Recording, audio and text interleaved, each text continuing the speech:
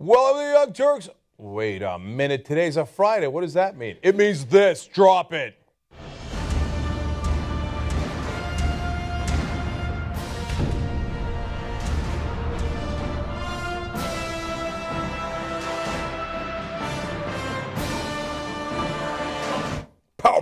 Power panel. I feel like I haven't been on a power panel in a while. I mean, I've done debates and stuff, but it's been a couple of weeks. Ben Mankiewicz, Jimmy Dore, John Iadarola. My name is Cenk Uger. How do you spell that? Oh, you're on the internet. That's right. I've seen you. I realized that I should have done my name earlier, and then I decided I'm going to finish it strong. That's what Ben tells me.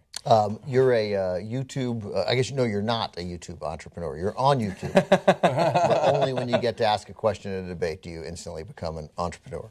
Yeah. And if you want to do that, you can't cover politics. That word has been ruined. By Jeb Bush. Come on, give me a break. They're YouTube entrepreneurs. Okay, so... They are. So if they were going to take political questions from YouTube in a Republican debate... Is there a news show on YouTube that's popular? I don't know. I mean, would they know which question to ask? I have to be very vague here, but I did ask a person who knows why it is that the questions are always asked by non-political people. And I asked, is it the candidates? Is it like Obama doesn't want to talk to them? And I can't say who it is. They said it's partly YouTube doesn't want it, not the candidates. It's partly that, and it's partly they're not big enough, the political people. Their channels just aren't big enough. Wait a minute. How many millions of channels do you need? Even that. Not big enough. Nah, it's bullshit. Well, that's what I was told. Okay. But look, I get it. I'm not hating. Okay, like they want to present. They had good Face. questions. I they thought. There's a company they want to make certain decisions about it. How about it? They had good questions last night, and Marquez Brownlee at the one in South Carolina asked about the backdoor and the smartphones. They've been asking good questions recently. And they ask, and all the great questions. Nothing wrong with the questions. And somebody said this on Twitter, and I don't have it in front of me, but God bless them for bringing it up. But all the race and ethnicity questions were farmed out to YouTube personalities. Yeah. Yeah, that's definitely Fox what happened. They weren't turning those over to Brett Baer or. So we covered it live last night. Same exact panel here. Of course, always tytnetwork.com/live. And so that's why if you didn't see it, there were YouTube celebrities who were asking questions throughout. And I don't say that lightly. Those have millions upon millions of subscribers. Each one of those people that ask questions, and they ask great questions. So. And yes, Brett Baer probably didn't want to ask a question about how Republicans should treat African Americans. Yeah. So they actually had an African American who was really successful asking about it in relation to police brutality. That was the first question. Yeah. Okay. That's a good question. Yep. All right. So we got a big show ahead for you guys. We have the video of Finicum getting shot. He's one of the militia guys up in Oregon. Bernie Sanders versus Washington Post. That's a thing. It's just a big show. Ted Cruz, did he win or lose? I'm fascinated by that story. Did he win or lose last night's debate? Okay, so without further ado, John, let's take it away. Okay. There have been conflicting accounts of the events leading up to Lavoy Finicum being shot and killed during the attempt to round up members of the militants illegally occupying the Malheur Wildlife Refuge a few days ago. Now the authorities have released video from the scene to clear things up, and it shows him being shot and killed. So bear that in mind. This is video of a man dying. But with that said, let's watch.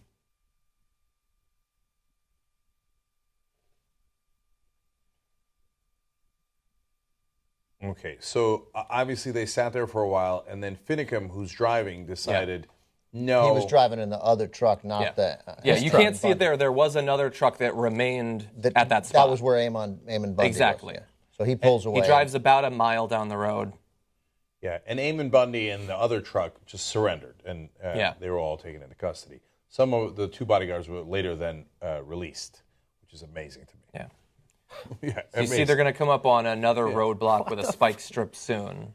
Yeah, and then after he does what he does, then you'll see him get out of the car, and that's obviously where he's going to get shot. Well, he's going to get in trouble for crossing that double yellow. Okay, so there's a roadblock. He almost runs over a police He might have hit him. there. It's hard to say. They say he didn't. He looks like he's on the ground, but he might have just fallen he's over. out already. He gets He's out. got his hands up there. But he does. then he puts his hands. He's reaching into his pocket. Then he pulls his coat. He's reaching in. You can see with his right hand he was reaching in again. What the F was he doing?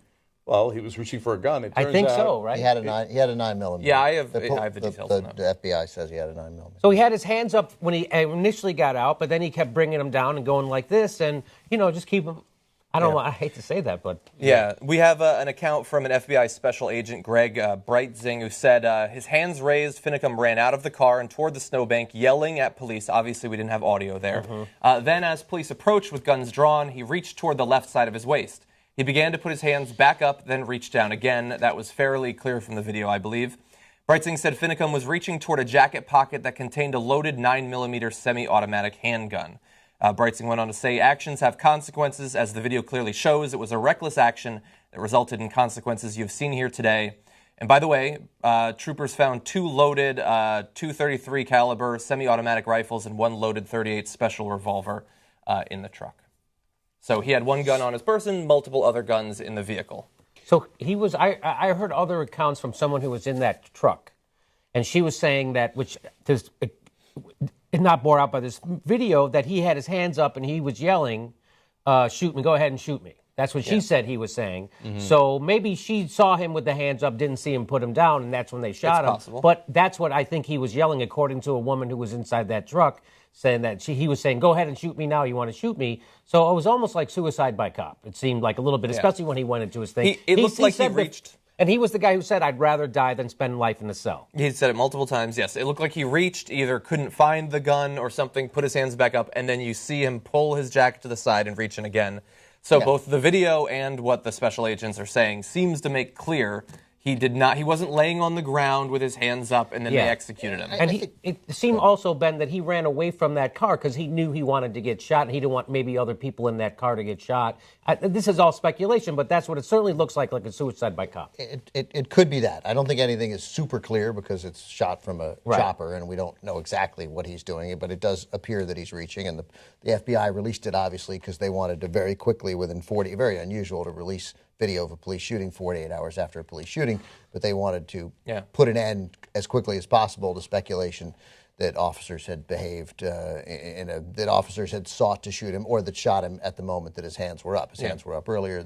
By the way, that's an Oregon State trooper who killed him, not an FBI agent. Okay. For what it's Well, worth. and really fast, by the way, so the 18-year-old in the car was wrong to say that she saw he was just standing with his hands up and was killed.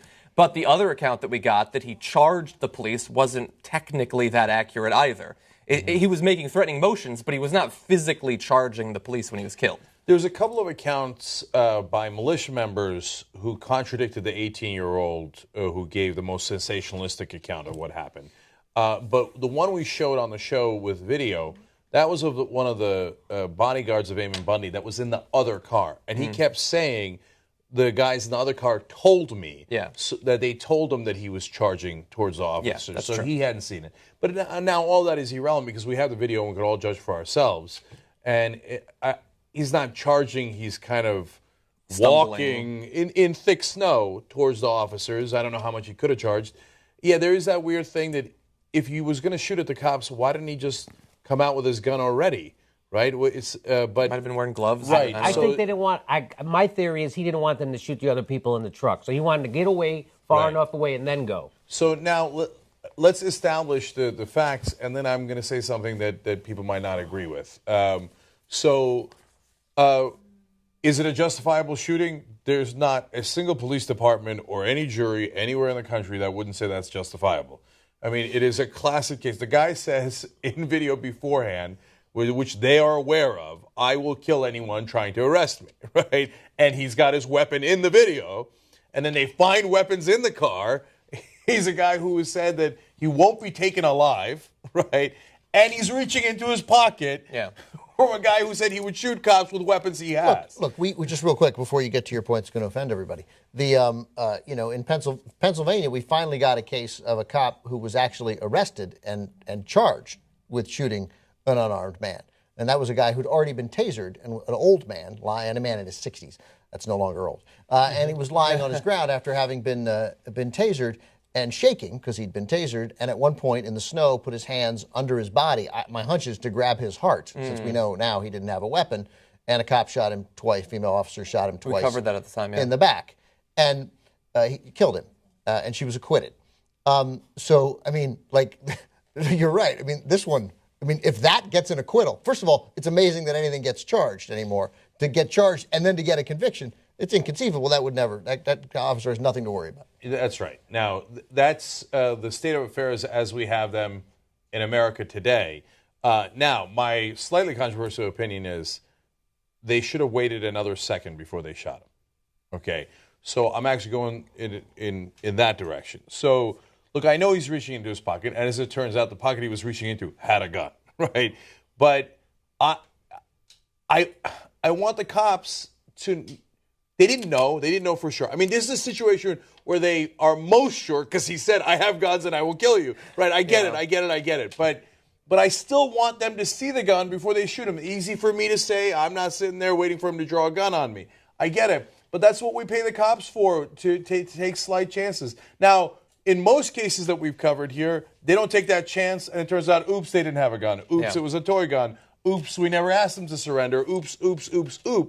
So as a general thing, I would much, much, much prefer cops to shoot at citizens after they've seen a gun. I get it. I get that puts them in bigger danger because by the time you see the gun, right, well, then he's got a chance at shooting at you. I understand that.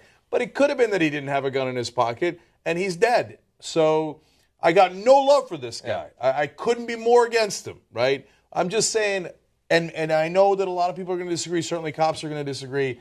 But I would have given him one more second. I would have liked to have seen the gun before you shot him. I'll disagree with you. You don't need to go to people out there. I'll stand up right here and disagree with you. And I mean, of course, we're almost always on the same side on cop shootings. Like, for the love of God, slow down. But this is a guy who made very aware of a situation plenty of times. Clearly, it was the opposite of Tamir Rice. Plenty of time. They didn't drive up. He didn't get out of the car, and they didn't shoot him. Right? He almost rammed them. Right. He twice put his arms down. Put his arms down, then he brought him back up, then he took him out, and then he went back again, and he's turning to face that other cop. If it is a gun, if to the cop's point of view in this case, if it is a gun, and you're waiting to see it, and you miss the first time, he's going to shoot you. So I don't, and they miss all the time. Yeah, as we know from 18 shots when guys get shot 6 times. So Ben, those great point, and in a lot of the other videos, including this video in San Francisco where they shot the homeless guy. There's like 18 cops there. It's not like they're in any danger. Miami, where they shoot the white guy who's a bank robber, who turns out, was just mentally disturbed and hadn't hurt anybody. There's like 12 cops there. It's like they're in no danger. And he didn't have a gun. He had what they thought was a blade. It turns out it wasn't a blade, right? Yeah. So now in this situation, there's only 2 cops that you can see in the video. One here, the other one over there. It's not like they got him surrounded. It's not like they could just mow him down anytime they want. It's more of a classic old Western shootout, so you're even more right. I'm saying even in this most extreme circumstances, I still would have liked to have seen a gun before the shooting. I would add on, I think, that normally when we watch a video like we just watched, it's the cop made a decision. He didn't expect that he would see this car or the person in the car. An event develops, and it seems like they don't wait at all. And their first assumption is this random person that I have no knowledge of is going for a weapon, kill them. And look, I think they waited a little while. He walked around. He reached multiple times for the gun. I think they should still be patient. But this is not a random situation. They'd been preparing for 3 weeks for this sort of exact event. And they know that these people, we've been pointing out that Lavoy Finicum is saying, you're not going to take me alive. I will kill anyone who tries to arrest me. But they're all saying that. Their video is being put out literally as the event is going on of a guy yelling with an assault rifle, if anyone tries to stop you, kill them.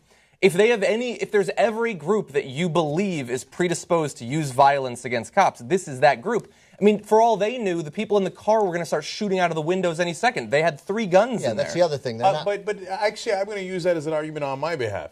So every point you guys are making is super fair. This is a classic case where it's a justifiable shoot. I get it. But then they started firing at the car, right? But nobody from the car shot at them, at the cops. Yeah. You see what I'm saying? Yeah, I think that's a fine point. And that's why I say, even in this most extreme case, I wanted to see the gun, because they're shooting as a default position. Do we have? What do we know happened with the car? I couldn't find anything. We saw it. We saw the video. We saw the sparks coming from the bullets. A lot of sparks into the snow, and there was fire in the snow. The 18-year-old had said that they had fired. She just made up a number, 100. She felt like they fired at the car 100 times. We don't know about that number, but we did watch in the video later. They are firing at the car. Yes. You see the bullets going, ricocheting. That's a totally separate question of whether that shooting. Yeah. Is, and I look again. I've acknowledged all your points are great. But John, makes another good point, which is he reached into his pocket 3 times. How many times are you going to let him reach into his pocket before he finally gets the gun out? The flip side to that is the other 2 times he reached into his pocket, he didn't come out with a gun. And I want to make one other point to respond to some of the comments and Twitter accounts. When we say, based on the evidence that was initially present and based on the new evidence, that it looks like he was justifiably killed, that's not us glorifying in his death. I had no interest in anybody dying. I was saying when we first saw the interview with Lavoy Finicum like 2 weeks ago, this guy does not need to die. He can just leave. We didn't want any violence whatsoever, but we can also look and say this is a guy who's acting like the sort of person who tries to commit suicide by having cops murder him. And to say that we're being inconsistent or hypocritical because who are you to all of a sudden believe the cops' account of what's happening?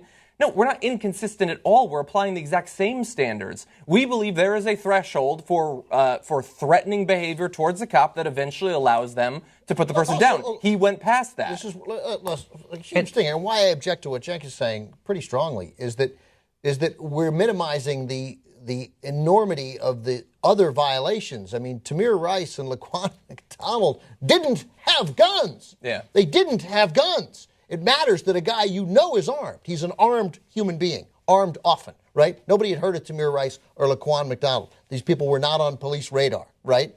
And they just decided that they did. Here's a guy we know is who, unlike those, if these Oregon police officers or that one who pulled the trigger, if that guy had been the guy who had come upon Laquan McDonald in the street in Chicago, Laquan McDonald is probably alive right now because that cop wasn't incredibly eager to shoot. He took some time. So it strikes me that again, this is in no way the kind of case where we say, based on having seen the video, that the police misbehaved. I get it. You want to see a gun. I don't need to see it. He made enough. He made enough moves there. It's weird that I felt badly for that guy when he got shot. I didn't expect. I felt bad for him. Yeah, felt horrible. It surprised me. He's got right? kids, right? He's yeah, got he's foster kids. They're not real. But No, come on. no. I mean, but he was using them as a revenue stream on his ranch. I mean, I have foster kids in my family too. I'm not dismissing that. I'm saying that he was using them as an income, and so I mean, I just have there's a lot of questions about his parenting. Okay. I don't know. So, and what kind of parent leaves his kids and goes to do this stuff? That's a bad parent. Well, that's very fair. That's right. So I did feel bad. I did feel badly for him, and it did seem like for these cops were trying to do the right thing. In fact, they let those guys go. That they're not even. They're saying, just give us your name, you can go. It was obvious that sheriff was broken up about it, that they had to shoot this guy. Nobody who didn't want to get shot didn't get shot. The only guy who got shot was the guy who said he wanted to get shot, and he got shot. So I just... And I think you make a great point. We don't know. We don't know what's in his head, and now we're never going to know what's in his head. But the rapidity with which he separated himself from the car was... If there was ever put it in any other situation, say like Mike Brown in Ferguson, he had been on videotape saying, any cop gets in my face, I'm going to shoot him. I always have a gun on me. There's not even a case. No, people on Twitter would have acted exactly the same way, I think. So look, the hypocrisy of that is unquestionable and something that I raged about earlier in the week. Yeah. I mean, look, Tamir Rice got 2 seconds. These guys got 3 weeks. Yeah. Right? So, I mean, some of them are still, clock's still ticking. That's right. 4 of them. Right. If African Americans had said on tape, I have a weapon and I will kill cops with it, they would not have received 3 weeks, right?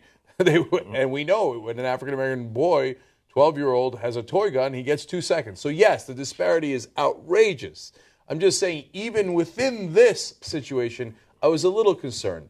But obviously, reaching into the pocket 3 times, yeah, they gave him a lot of leeway. And the last point, actually, on your behalf, guys, is not only did the cops know he was armed, he knew the cops knew that he was armed. Yeah, that's true. So that means that he's not surprised, right? Like, he couldn't have been surprised, hey, I've made a video saying I will shoot you guys. You know I'm armed. I'm going to reach into my pocket to get that gun, which actually is in his pocket. He can't be like, oh, my God, they shot me. And he wasn't just randomly pulled over and then he had been stopped by the cops. He drove off, either tried to get around or possibly to ram part of another police barricade, almost hitting a cop, and then gets out. No one knows better not to be reaching into their pockets for their gun. How many times was he shot? We don't know for sure. Apparently, you see in the video after he's shot, he's on the ground, his arm goes up in the air. From the account of the special agents that were there, they then used some equivalent of tear gas and flashbangs to incapacitate the people in the car. It took about 10 minutes, and only then did they administer care to him. I don't believe he died. So some of those flashes we saw, that makes more sense that they were because the flash was so significant that I was like, what gun are they using? Yeah. So it was probably tear gas. So that's what we saw. Then maybe that's what we saw. Maybe they weren't shooting flashbang into the grenades. car. But she said they shot, but she might have been. But she I think said they a shot lot as of well. things. I mean, there was accounts that now are complete BS, as you can tell from that tape, that he was on his knees and with hands up surrendering, which is clearly not the true. case. Yeah.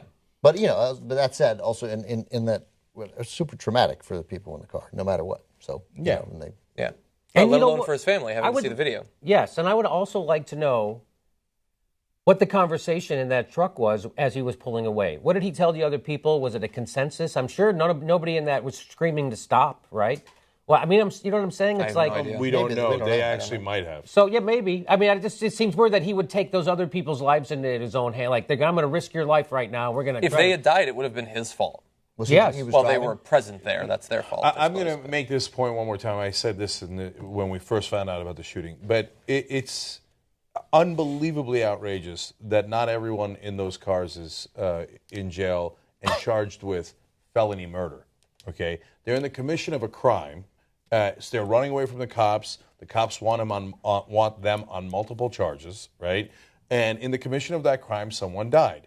That is the definition of felony murder.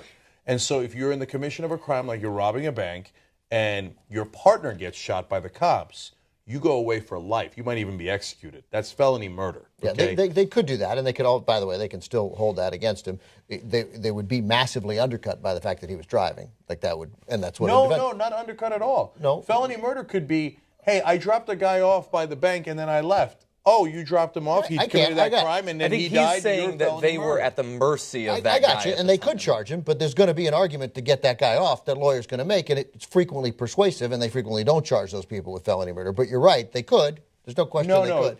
Okay, again, I was just about to agree with you. They very frequently charge them with felony murder. Almost all the time they charge them with felony murder, partly to get a deal. Okay. Yeah, okay, so but oftentimes, if you don't do the deal, they will follow through on that. Not oftentimes, almost every time. I don't know. Now, I've covered cases where they haven't. Literally those cases where they haven't. So I think it obviously depends. Right. And the people in the car are at the mercy, and they're also, some of them are teenagers. So I got it. There's just and maybe, I don't know what they're going to do. I don't know. Right. And the bodyguards were not in this car. They were in the other car of Eamon Bundy. But they don't have to worry about felony murder because they weren't even arrested. Right. I mean, they were immediately released. Yeah. Can you imagine? There's two cars filled with black guys with guns. One of them almost runs over a cop, almost shoots a cop with a gun. It turns out he does have. And they're like, oh, yeah, but you weren't in that car, and you guys are just the bodyguards with weapons. Yeah. So you're free to go. I would have asked them the question, so if we had tried to arrest Eamon Bundy at the actual refuge, if we'd gone in to arrest him, you're his bodyguard, what would you have done? Right. Would you have begun shooting at us? Would you have bodyguarded him? Yeah, you're apparently being paid to murder us, cops. Right. But they apparently All right, didn't I'll ask give us you questions. one more. I mean, it's too easy, right? Bunch of Muslim radicals, two cars. They've all got weapons, and it's okay because two of them are bodyguards for the main sheikh. And they one of the cars gets into a shootout with the cops, almost runs a cop over. Yeah. And they're like, oh, Abdullah, you were just a bodyguard. Okay, that's all right. You're free to go. And then there's an 18-year-old girl, and she said, no, I just came to read them Muslim poetry. Yeah. So here's you're the free to thing. go. You're not even arrested. So let me ask you a question, Cenk. So if you're in charge of charging those people or not, I'm not saying, I don't know what the answer is, but let's say so because of the way the culture is, because of the environment, you decide to not to, because if you charge them, it would cause bigger problems and things like that. And we got the guy and this thing's over and let's just try to get on with our lives. So, but you don't charge them, right? But let's say then you do charge them, and then it creates all this problem, political problems, all this stuff, and who get... No, that's the easiest question of all time. On the spot, I want them to show as much restraint as they possibly can so people don't get unnecessarily killed. It turns out because he did wind up having a gun, which we didn't know for sure, it wasn't unnecessary at all. He was going to pull the gun, right? We know that now. I want him to show restraint nonetheless. Afterwards, no, I'm going to throw the book at him, man. I'm going to punish them to the maximum degree, felony murder for all of them, okay? And because... No, you don't get to take over a federal building with guns and then tell me about how you're going to kill cops and get away with it. Fuck no, you don't. Life fucking sentences, okay? I mean, we know people serving life sentences in this country for smoking pot. You're telling me we're going to go light on these guys because of political issues? Can you imagine? Well, there's a lot of Muslim voters in Dearborn, Michigan, so for political reasons, we'll go light on some jihadists who decided to take over federal buildings while they're armed. Who would have that conversation, right? So, no, we're not going light on them. Go as heavy as humanly possible. I know Bernie Sanders wouldn't have that conversation. I don't know what they're going to do, and I think everybody should get arrested. I agree with everybody getting arrested, regarding the felony murder, because it's obviously it's open to some interesting interpretations depending on who's prosecuting it.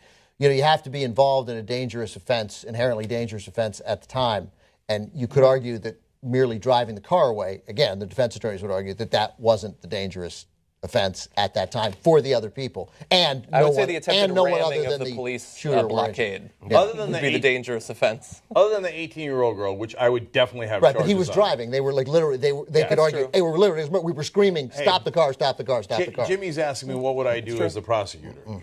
You're free to make that defense. I'll see you in trial when I try you with felony murder and a life sentence. Good luck, though. Right, and I'm going to argue that there are plenty of judges who, and you'd lose. You'd be like, they might say, you don't get felony I got him on second-degree homicide or manslaughter or whatever I got. Sorry, that's only 28 years. Right, but you're going to keep going after them to whatever amount of jail time. Right, until the message is out to Americans, whether they're white, black, Muslim, Christian, it doesn't matter. You don't come with weapons, take over buildings, and tell people that you're going to shoot cops who come to take them back. That's a fucking message I would deliver as loudly as I possibly can. Yeah, and I think I would too. So we on that we largely agree. Okay, we got to take a quick break here. We got a lot of other stories, including politics. Let's come right back. Back on the Young Turks. Okay, not a lot of time, so I'm going to power through here. First, members of the day are Killian Deep, member number 1567, and this is funny, Drunken Gamer, member number 1425. And he signed up a long time ago, so he was coming up with clever names before it was hot and hip on the internet. Okay. So thank you, guys. Become a member and join us. Be part of the Young Turks. TYTnetwork.com/join. And I'm just going to read one tweet for you guys. Annette writes in, Sanders is affected by the serious disease of cute old man. It's very common and can be treated with being elected president. Yes. He is cute. And he's funny, when he did those with him and Rachel where they're just talking. Yeah. He was really funny, like just naturally. He's personable. He was funny at the town hall, too. So this might be encouraging. He's a 74-year-old Jewish man. Of course he's funny. So just like all 74-year-old Muslim men. That's right. Hilarious. Okay. I don't know if that joke was regressive or the opposite. Progressively Be careful. regressive. Someone might call you brown. Okay, I know. All right. Anyway, so I was just talking to a comedian a couple of days ago, and he had an interesting theory. His theory was that in every race in the last however many years, 20, 40, 50, whatever years since we've been alive, the funnier candidate has won. The funnier in the general election for president, right? The only one where it's a contest is George H.W. Bush versus Dukakis. And his theory was Dukakis, people weren't laughing with him, they were laughing at him. Yeah, no, he was. That is true. Dukakis was anti-funny. And, Yes. and I think Al Gore is funnier than George W. Bush, but that did not appear to be the case. No. Yeah, it I didn't think. appear to be. I think we now know he is. Yeah. But it did not. At the certainly- time, no, he was very... No, look, likability's critically important, and that I think is something that I've been quick to point out when people get too enthusiastic about Bernie Sanders, and partly it's for my own psychology. Like I don't like getting too excited. But the what will help Bernie is people get to know him. It's like nobody. He's hard to hate. Like he is. The more you hear him, you're like, this guy seems nice. You know, and that's a critical part of this. There's two ironies, right? When George Bush ran, everybody said they voted for him because they wanted to have a beer with him. Ironically, he was an alcoholic; he couldn't drink. And then when Mitt Romney ran, the people didn't want to have a beer with him. They didn't want to have a cup of coffee with him, which is also ironic because he's Mormon and he can't drink coffee. That's right. All right, now, second hour. Let's do it. Let's do it. Jimmy, the flashlight on your phone is on. Oh, I didn't know that. Sorry. Quick note. All right. A high school student in Maryland is getting a lot of negative attention after he put out a 30-second video where he talks about how he does not believe that Black Lives Matter. Now, I'm not going to identify this kid. He's obviously in a lot of trouble, but I'm going to tell you exactly what his 30-second video said. So the 30-second video shows a student at Mount Hebron High School in Ellicott City saying, "Who the fuck cares about some black man who dies?" The student goes on to say that black lives do not matter because they are an inferior race, okay? So keep in mind, this is a high school student, okay? This is not some elderly person who's thinking about, the civil rights era and how much he loves segregation. This is a kid. Let me continue. The video ends with the student grabbing a $5 bill and holding it up to the camera to display the face of President Abraham Lincoln. He then goes on to say, "This guy is a traitor to the white race." So the response was swift, and administrators are now trying to deal with it, try to figure out what the problem is. But apparently this particular area of Maryland has been dealing with racist attitudes for quite some time. An area of the school where black students often congregate in between classes is referred to as the jungle. The students said it was not out of the ordinary to hear white students say racial epithets such as the N-word in the hallways. So I think the upside of social media is this stuff comes to light. So now the kid is profusely apologizing, the tough guy who was talking about how Lincoln's a traitor to the white race and all. And he doesn't want to get, suspended, expelled, whatever might possibly happen to him. But once you bring it out in the light, I think even some of the people who do have those attitudes, and remember they're kids, so it's not like it's set in stone. It's not like it can't change. They begin to have a conversation, and at some point, hopefully an adult tells them, now, how do you think that makes your classmate feel? How would you like it if he said that about you? I hope that conversation happens, and I think it does. And so I think we get a little bit better from that. What's really depressing is what's happening when the light is not on. And so to this day, I still can't believe it. I grew up in New Jersey in a very mixed neighborhood, right? And lots of immigrants, Christians, Jews, Muslims, Russians, Indians, Koreans, blacks, whites, etc. And so we really, to the best of my knowledge, didn't have this, right? Mm-hmm. I can't believe that in 2015 they're still calling places the jungle and this and so that's why we got to put a light on it. And so I don't need vengeance against this kid. He's a kid. I mean, it feels weird to gang up on him and even though what he said is super vile and disgusting, right, and intimidates the other kids that are at that school. I just want to learn from it and get better. Go ahead. I agree with you about learning from it and getting better. Look, I think about who I was in high school, and I was very different from who I am today. I didn't put out videos with vile material like this, but, I had very conservative views when it came to gay marriage or prostitution or drug legalization, and you grow and you learn and you change. And I think that that's possible with this kid. But obviously, it's not just an isolated incident. There's an issue with this area, and administrators seem to be warranting some of this behavior by not punishing students when they yell the N-word in hallways or when they refer to an area where the black students hang out as the jungle. So the adults need to reform their own behavior so these kids understand that this kind of behavior is unacceptable. Yes, and hopefully this school board will be able to suspend Donald Trump. The point is, so that's the problem. We're living in a country where half the country is A-okay with this kind of stuff, right?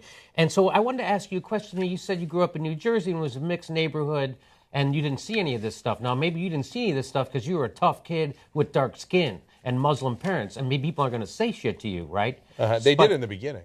Oh, They did not at that. oh, right. So this stuff did exist in that neighborhood. No. But again, it was so innocent. Like when I first came here, I was 8 years old, and the kids is, oh, where are you from? Turkey. Oh, gobble gobble. Do you eat your family at Thanksgiving? They don't mean any harm by that. They're kids, right? And so I'd kick their ass. No, seriously. I lived in such an idyllic place. No, nobody cared that we were Muslim. Nobody cared. Like, Well, it never came up. But I'm saying you don't know. I'm sure there was a lot of, maybe not back then, people didn't care. They would care now. Well, first of all, a couple of things. Based on the other friends I have from Jersey, I mean, it apparently is some racial oasis, parts of Jersey. Certainly not all of it, but because my other friends too. I mean, I other friends from Jersey. They're like, no, I had black friends, I had Indian friends. It is one of those rare places where, at least during the '80s and the '90s, the melting pot thing worked. Yeah. Fairly well in a lot of parts of Jersey. I don't know why, but it did. I'm sure there are other places where it did work. But obviously, you're right, because you experienced it in Illinois. Well, also traveling around, like, so as a stand-up comedian for 20 years, I traveled the country, and it's just everywhere. There's nowhere, That's right. I'm from the North, Chicago. Lots of racism. I mean, they would have the Nazis would march through Skokie against the Jews, right? And then when Martin Luther King came to my neighborhood, they threw bottles at him and stuff, and he was surprised that this is happening in a northern city, and and it's not just in the South, it's everywhere. Yeah, I think that's right. I mean, and as a TV reporter, and I got exposed to a ton of it. A lot of South Carolina, right? But also, you travel and you get it, So no, it doesn't surprise. This is about 14 miles from Baltimore. I've been to Ellicott City, because it's near D.C. And so, no, I'm not surprised by it. What the part that again sickens me is that he made it, and there was, it got passed around. Like, there's no, it took a while for somebody to go, Larry, Jesus, what is wrong with you? Right. And to say, no, obviously, and the administrators looking the other way with knowing that full well, hey, we got a problem. The black kids all meet here. First of all, it's a problem that the black kids all hang out together. That's a problem in a zillion schools. I mean, that they're not comfortable, that the school's not integrated enough. That's a problem in a lot of places. That was a problem at Cal State Northridge in Los Angeles. Oh, yeah. Right? Where all the students, there are cliques. Yeah, and everyone sticks to one another. Like, if you're Armenian, you hang out with the Armenians. You're black, you hang out with the black students. It needs to be more integrated. But how do you do that? That's hard, and that's an issue. But that said, if the black kids all hang out somewhere and you're a school administrator, your ears got to be awake. And they call it the jungle. You got to stop that. You got to make sure, because that's scary, And same thing for me up in, I go to college in Boston. I go to Tufts, which is right, next to Harvard. And it's like 2 subway stops. It's basically the same school. And Tufts is the Harvard of Tufts. That's right. It's the Harvard of Medford. And the great thing about Boston is this sort of, home of northern liberalism in many ways. And then you're in Medford, Massachusetts, and much of Medford was indistinguishable from, I went to school in Tufts is half in Medford, half in Somerville. There's a Somerville, South Carolina. And in many ways, indistinguishable. You'd go down to South Carolina, and just hideous racism in parts of Boston, not just South Boston. Also in Boston, though, there was the busing thing, which kind of infused racism into a community that wasn't there before. That's right, shot it into it. Yeah. So that's all. I'll say one thing. My first paid gig where I had to fly, the first time I got flown to do comedy I had to go to New Orleans. And I was excited. I'm flying to the gig. And I also was a big jazz fan. And I was like, I didn't expect there to be racism there because of jazz, right? Jazz came to New Orleans, and jazz and black. Music brings people together. I just did not expect. And man, it was all over I remember I was in a cab, and he was driving me back to my hotel one night, and we went past a black nightclub. And there's, I don't know, maybe 50 or 100 black people standing out in front. And he goes, boy, it'd be a good place to have a machine gun. And I'm like, you don't even know me. What do you talk? What? Right. Like, he just assumes I'm racist with him, 2 cab drivers to me happened twice, unbelievably years apart in St. Louis. Cab drivers in St. Louis both used the N-word on a cab ride. The second time, I could not believe that it had just happened again. You know what you guys should say? Yeah. That's interesting. My wife is black. Mm-hmm. Right, which, by the way, yours was. At the time, that's right. Right. So, anyway, just to make it awkward for him. Yeah. Okay, now, look, I don't want to paint Jersey as heaven. There was terrible parts of Jersey, of course, and terrible places, too. in terms of racism. And the reason I bring that up now is because, like, in places like Asbury Park and Neptune, when black families started moving into the neighborhoods, there was white flight. And so a lot of this already existed, but it got exacerbated by things that meant to actually make it better, whether it was affirmative action, busing, etc. But a lot of white people also in the North felt besieged. Wait, you're taking my job or my son's job and giving it to his son, and now I hate him, right? Mm-hmm. Or you're moving him into my school or my neighborhood and my property values drop. That was the idea, right? Mm-hmm. And oftentimes because of that psychology, it actually did happen, right? So they're like, oh my God, I spent my whole life building a value in this house and now it's not worth as much. And that made people angry. So these things are real. It doesn't justify any of this. The reason I want to lay all that stuff out is to say it's not that people are intrinsically horrible people, right? There are circumstances that lead to certain situations, but once we know them, we can hopefully get past them. And the fact that we're in 2015 and haven't come anywhere near getting past them is really problematic, because to me in this story, again, kids are stupid. They do stupid stuff. I did stupid stuff when I was a kid. And I'm with you. When I was growing up, we said all sorts of terrible things about gay people. Mm-hmm. We had no idea, right? But I'm worried about the parents and I'm worried about the community. When the Abraham Lincoln thing bothered me because, a kid might use the N-word because he heard it in a rap song and that's super standard. It's not a good thing, but it happens all over the place. It's a different thing to get into Lincoln and call him a race traitor. Right, you've thought it out. You've thought it out. Yeah, and usually you heard that from somebody. Yeah. Right? And you heard it in a community that was welcoming of that kind of talk. And the thing you heard was, I wish he hadn't freed the slaves. And because why else are you having that conversation? How else are you a race trader, right? Right. Amazing. All right, let's move on to the opposite of that issue. As online harassment continues to be an issue, it turns out that there are some apps that are trying to mitigate that or at least combat that.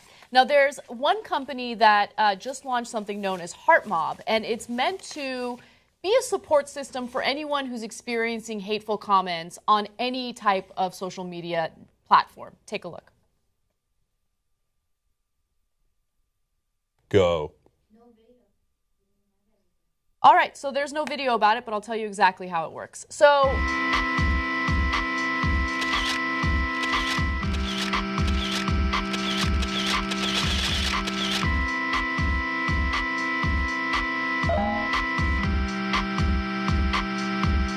no one needs to see your ugly face on this. I bet we could get her off the internet. Are you a girl or a boy? I know where you live.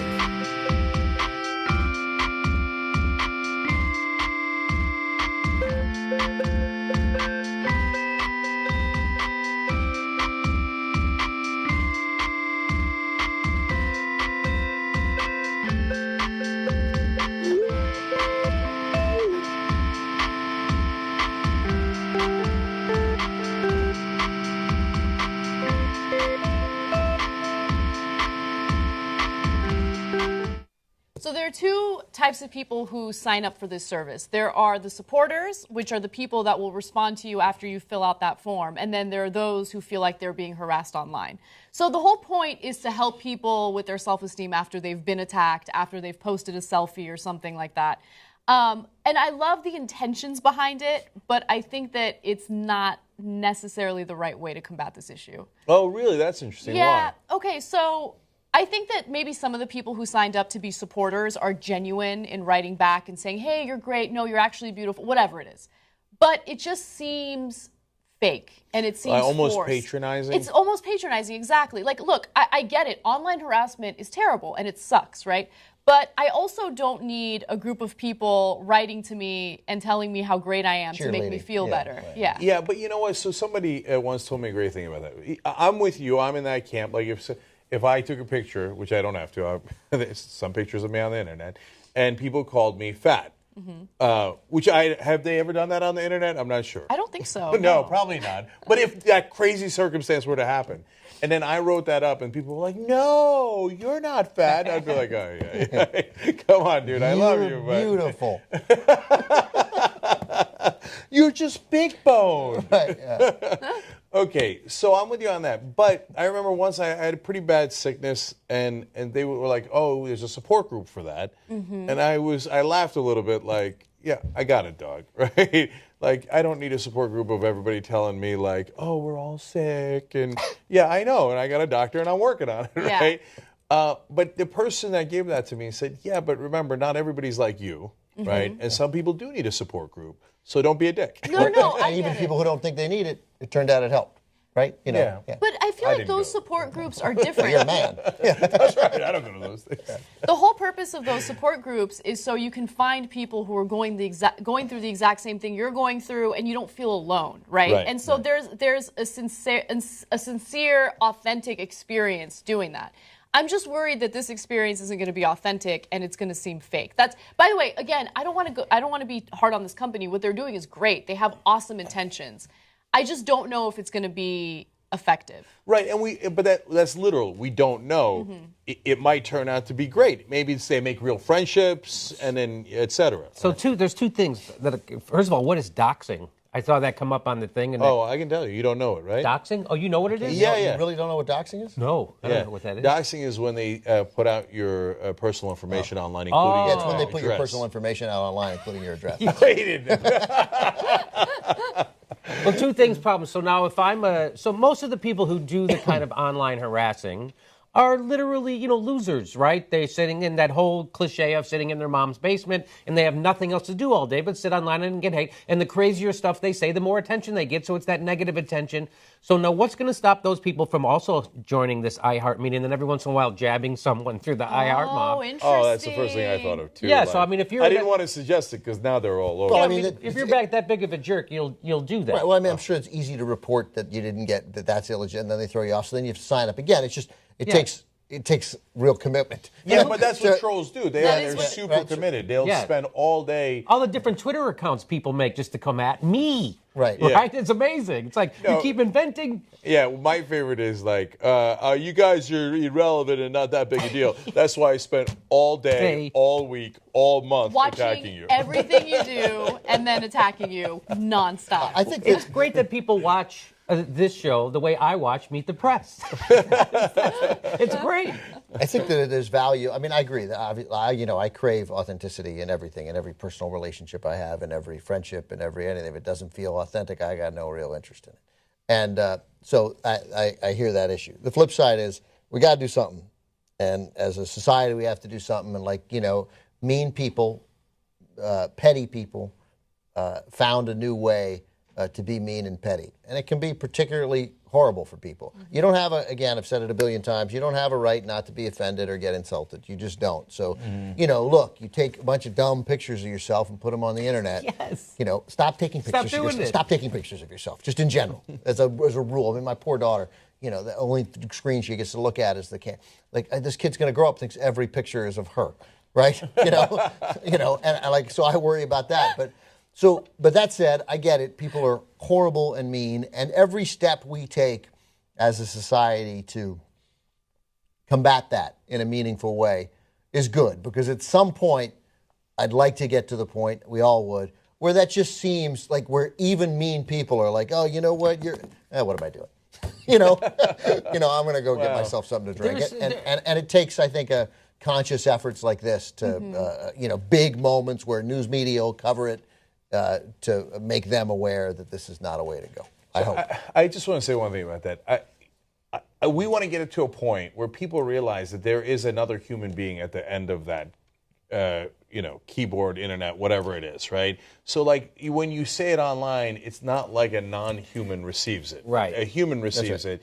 And so we happen to be particularly thick-skinned, which we need to do this job, right? But not everybody is as thick-skinned. And so hurting somebody's feelings online doesn't make it any better. Right? And you just saying yeah, that's how it is online. That's how it is. Doesn't make it right. I mean, yes, in boxing, people punch each other in the face. Doesn't mean you should do it in other contexts. Right. I don't know if that's a great analogy, but now we're never going to stop it completely. Because you remember that kid in high school who was just dying to get attention no matter what and would do the stupidest things in the world and would be annoying and would say terrible things He'd host a pro Gulf War rally, like in school. Like a kid like that. It would just do anything to have people pay it. Look at me, look at me. Yeah. Okay, so every school has at least one of those, and that's a lot of folks in the world, and you're never going to stop those guys. Because that's what they get validation from. I just want to limit it to just those guys. Do you see what I'm saying? How pathetic is it when you have to get validation through being a terrible human being? Yeah, well, it is sad. Yeah, it is. I feel bad for them. It doesn't even make me angry. Their life, like putting aside, like putting them down and all this stuff. No, it's genuine that their life does suck, right? Mm-hmm. Because they're obviously not getting good attention, and from people that should love them. Like if you got positive attention from your parents, your family, your friends, you wouldn't need to get negative attention in the way that they're getting. Right. So the people that are dying for negative attention, almost none of them have a good life. Almost all of them are driven to that by a pretty bad existence. So, I mean, maybe I'm being too lib here, but I do feel bad for them. Like, oh man, your life probably sucks pretty bad. And it sucks that you got hurt that way and you think the only way to get attention is to hurt other people back. Have you ever trolled anyone? I don't think so. I have one time. Right now, like for the last 10 years, I've been so goddamn busy. It is inconceivable that I would have time to be like. Trolling, does that mean anytime you like? Here's what I did. All right. So I was on Facebook, and it came up. Sometimes they'll give ads. Hey, and one of them was, hey, Chris Hayes is going to be taking questions today on Facebook. And it was right in the middle of when Chris Hayes kept showing the split screen with Donald Trump's. They're still doing it. They still show Donald Trump's speeches unedited and live. And I really felt, and then they weren't giving any attention to Bernie Sanders. And I really felt like, MSNBC has a responsibility. And they're letting us down. And they're actually hurting our country, our culture. They're lowering the level, and they're supposed to be better. And I hold Chris Hayes to a higher standard than I do Chuck Todd or other people. He's so smart. You know he's smart. Yes, because you know he's smart. You know he knows better, right? So when they said that, hey, he's going to be answering questions, I went to his Facebook page, and he was answering questions, and he was answering bullshit questions. So I kept asking him the same question: how do you feel about your network doing what they're doing with Donald Trump? And he was just kept ignoring me. And he goes, and like the next question was, hey, here's my favorite question of the day. It was about a baseball game. And I'm like, really? What about this? What about? And I must have did it 20 times. Yeah. I must have asked him that question. And so I wanted everyone who came there to see he's ignoring the real questions. And then afterwards, I felt like, was I a little bit of a maniac? But the reason, yes, I was, but I wasn't a maniac out of just being mean to someone, and I didn't call him a name, and I didn't dox him. But but I was trying to do what a reporter would do to someone that they were trying to get an answer from. If it was a politician or a corrupt businessman, you keep asking the question until they give you an answer. So I kept asking him. I was trying to do journalism on him because he won't do any on Donald Trump or his own goddamn network. And so that's why I'm doing this, because I get emotional about things, and things actually do affect me, and I just can't turn that off. So I didn't call him names. I didn't do whatever. So I don't know. Is that trolling? I don't think that's trolling. I think trolling is when people specifically say things to you that are hideous to get a rise out of you or to get like some sort of reaction from you, right? So like with the Chris Hayes situation, first of all, let me just say he's not the one who's choosing the questions to answer, right? There's a producer behind the scenes picking the questions. Oh, okay. Yeah, so that's how it usually works. So he probably never even saw your question. Oh, okay. But look, you're doing it because you're trying to make a political point, right? And there's some value to that. So I don't consider that trolling. When you just are being a dick for the sake of being a dick, then you're a troll. Okay. Real quick, let me just, because I was talking about this with Steve O today, and, why I think this is really good is that, we get accustomed to things eventually. And I fear we've gotten accustomed to Donald Trump as a serious candidate. Like, it's gone on for so long. He didn't do the things I thought and a billion other people thought he would. He didn't go away. He's a good chance to be the Republican nominee. And now, because I do it, I think of it, and I've read there's a normal story about how he's kind of funny on his, that he's stand-uppy and on his campaign stops when he's on the stump. And that story was just like, it treated him like any other candidate, And I'm like, this is it. This is how it is. Yeah. We've accepted Donald Trump. He's mainstreamed himself, despite all this. He's normalized everything.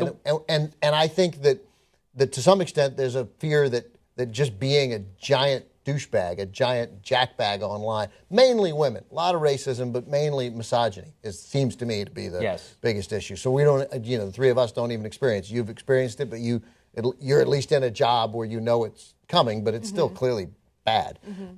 Where we just like, that's okay. Like we've just, that gets normalized and you just, you got to deal with it. I even feel that sometimes. So like we need to, shocking the system to throw people out of that normalization of hideous behavior, I think is really worthy. I do like how Huffington Post covers Donald Trump, though. At the end, I wrote a story today about him, and they covered him.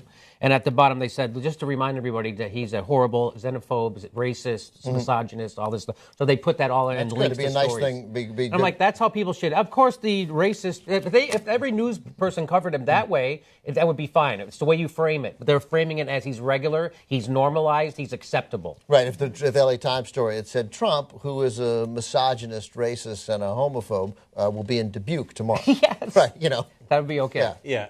One last thing on Jimmy's question. Your case is a real it's not clear cut, right? I know it already got declared not trolling, and I think I agree with that. But if you kept it up and you never let it go with Chris Hayes, and everywhere he went, you were like, why don't you answer for how MSNBC covers Trump? I think that'd be unfair. I think that would qualify as trolling. 20 times qualifies as trolling. I think you trolled Chris Hayes that day. Like it's not borderline. It's not grade A trolling, you know, because you were asking a reasonable question and you weren't insulting. And he was answering questions that are nothing, right? So I don't know if it was him or a producer answering those questions. It was on Facebook. It's not like we were looking to break some serious news here. But yeah, no, I mean, I think you were. And maybe it was sometimes trolling is okay, I suppose, you know. But so I took screenshots of me asking him those questions and him ignoring it and answering other questions, and I would take screenshots and post it on my Facebook page.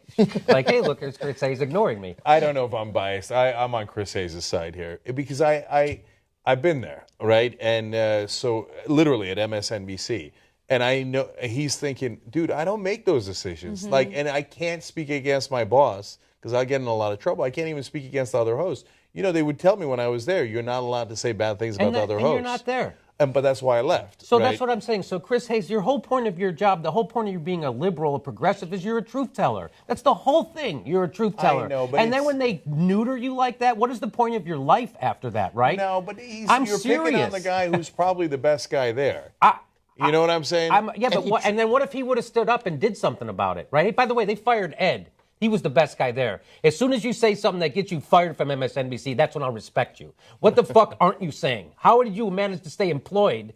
It's amazing to me. Come on. That's not come on, give me a break.